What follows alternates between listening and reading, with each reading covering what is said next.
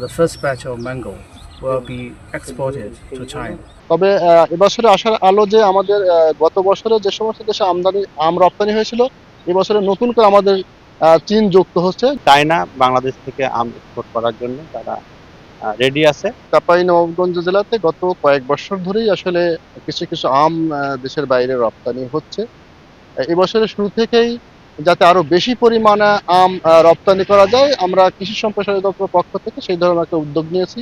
আমাদের যে রপ্তানিযোগ্য আম প্রকল্প আছে, সেই প্রকল্পের মাধ্যমে রপ্তানিযোগ্য আম উৎপাদনের জন্য আমরা উত্তম কৃষি পরিচর্যা এবং অন্যান্য যে স্যানিটেশন ব্যবস্থা আছে, সেগুলো আমরা ব্যবস্থা নিয়েছি।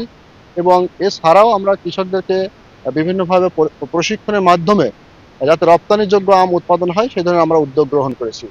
তবে এবছরে আসার আলো যে আমাদের গত বছরে যে সমস্ত দেশে আম রপ্তানি হয়েছিল, এবছরে নতুন করে আমাদের চীন যুক্ত হচ্ছে। যদি চীন, আমি যতটুকু জানি যে তারা প্রায় 1,20,000 মেট্রিক টন আম তারা বাংলাদেশ থেকে আমদানি করতে চায়।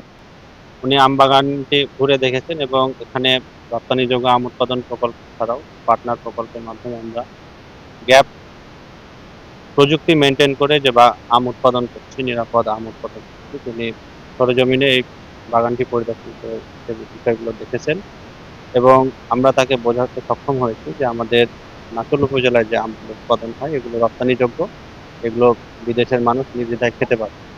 তো তিনি সার্বিক কার্যক্রম দেখে আমার মনে হয়েছে যে উনি সন্তুষ্টি প্রকাশ করেছেন এবং উনি লাস্টে কিন্তু বলেছেন যে you are ready to export mango, অর্থাৎ চায়না বাংলাদেশ থেকে আম এক্সপোর্ট করার জন্য তারা রেডি আছে। আমরা আশা করছি যে সরকারের সহায়তায় আমরা এবছর বিপুল পরিমাণে চাঁপাইনবাবগঞ্জ থেকে আম বিদেশে রপ্তানি করতে পারি। As far as I know, each year for Bangladesh, only around 3,000 tons of mango export to European countries. So it's very little. You have each year you produce at least 1.5 million tons of mango. So it's very little. China market open to fresh mango from Bangladesh, which means hundreds thousand tons of mango will be exported to China.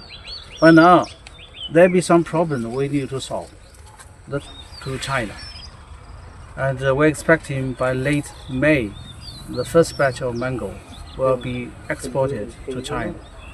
So the mission why I come here, I want to check the mango here and how well it is growth, and I will send the message to Bangladesh people that I'm here, I will help to have this mango which is best in the world to be exported to China.